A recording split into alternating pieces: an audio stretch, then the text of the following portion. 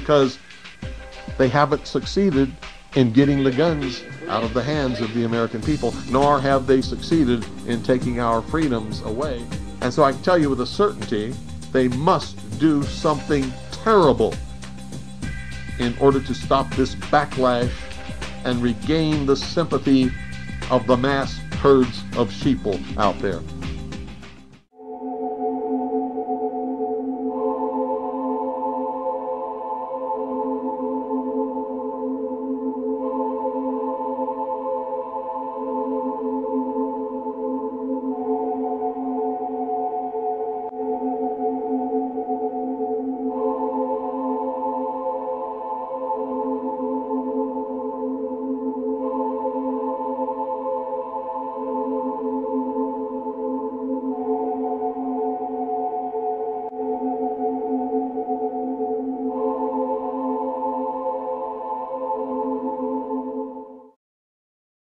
Bill heard the commotion out here, just the ruckus, because the noise that comes up the road being so rough and stuff.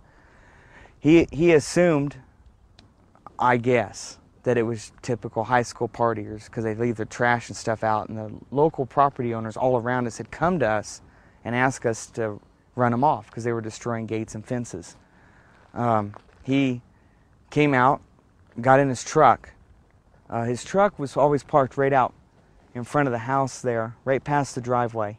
He would park just in front of the lawn, always normally face that direction. And he whipped around the cul-de-sac, I would have to assume, because that's what always took place. And he then proceeded down this cul-de-sac here, which is Clearview Circle Drive. He's 96 Clearview Circle Drive. That's on the county register.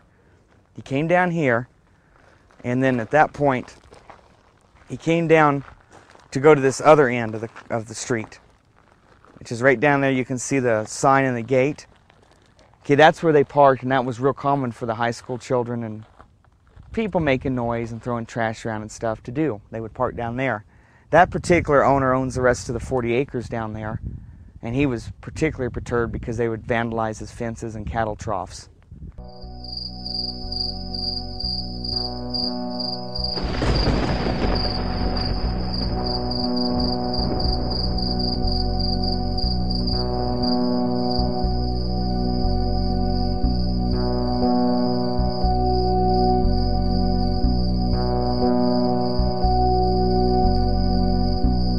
Bill proceeded up this road to this cul-de-sac here where the truck was parked. It was unmarked. No one was in uniforms.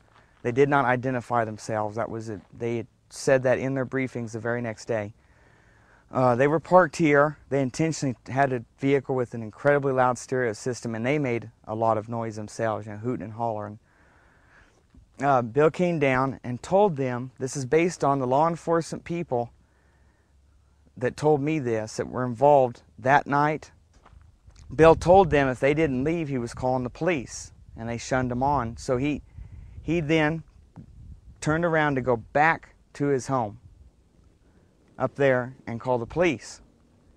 Now, at that point, they were here, and he just basically turned right there, just out on this lot a little bit, and went on back. Right here out of this juniper was a spot I was told by law enforcement officials that the first deputy came out right at Bill's truck because he was cruising along slow, watching them more than likely in his rearview mirror, me knowing him very well, to make sure they didn't follow him back over there. He came out, and this is the point where Bill knocked him off sheerly with his arm, not ran over anything.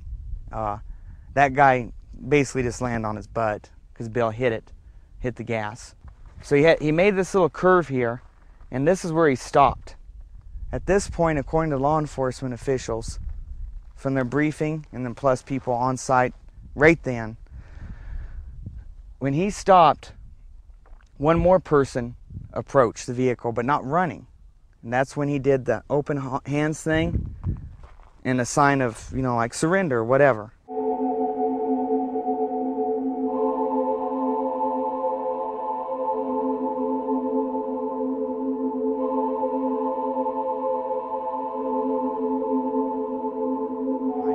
Here's where he hit up on the bank, just trying to avoid the vehicle that then came shooting up here, full bore, full speed, came ripping up the hill. So obviously the people at the end had communications with people down there on the road. Must have verified that Bill had turned around coming back to his house. So they came zooming up here in a vehicle. He's avoiding them. He comes up on this bank. It was testified as that by the law enforcement reports, as well as the evidence on his vehicle that that is what happened. The exhaust system was tore off the bottom. He then proceeded right there past the small elms and the driveway to the front of his yard.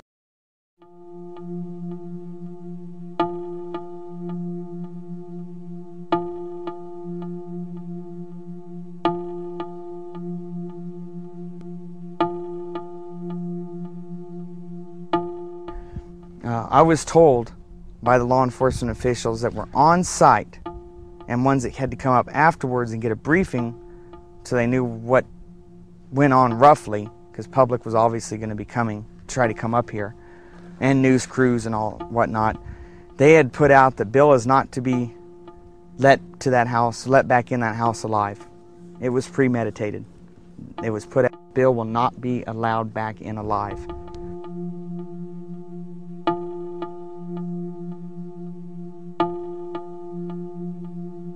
Right here at Bill's home is where he pulled up. His front of this vehicle would be towards me. The other vehicle was parked with the front towards the other end of the street. Bill ran around the back of his vehicle, which would be towards the driveway. He then proceeded across his yard. This is when the shooting began, according to their reports. The vehicle that was parked here besides his truck, which was pointed that way, he had bought for Jessica, his daughter, and then she didn't want it, so it was just sitting here. Sheriff Goldsmith ran around the back of it, which would be towards me, and got on this street side to use the vehicle as protection. At that point, Bill is approximately halfway in the yard and still running with his back towards him. They claim at that point he began shooting, which was with his right arm just thrown backward, haphazardly pulling the trigger of a .38 snub-nose Smith & Wesson. From where we're standing would be essentially the angle that Goldsmith would have been standing, but closer. Marina's would have been by the 58 Chevy, which would be equivalent to that truck, but up all the way to the wall. Next to that end post of the front porch.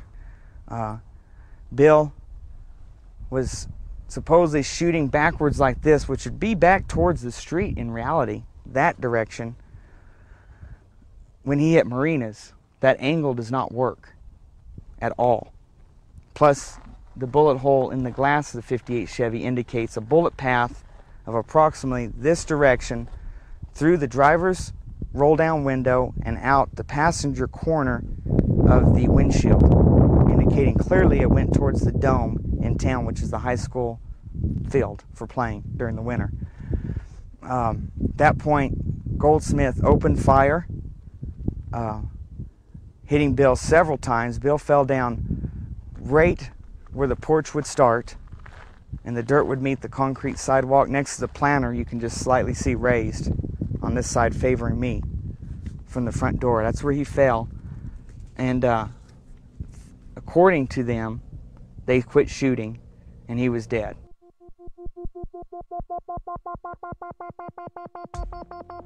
An Apache County Sheriff's deputy is in the hospital after being shot in the head by a so-called militia member. Now, what we know is that militia member is dead. Our Gary Harper has the very latest on what's going on with that story. Gary? Marty, Scott, this all happened in a little town called Eager, Arizona, which is just on the eastern side of the state of Arizona. It's almost on the border of New Mexico. This is what we know so far. Sheriff's deputies, we understand, were trying to serve some type of arrest warrant on a man by the name of William Cooper. He's also known as Bill Cooper.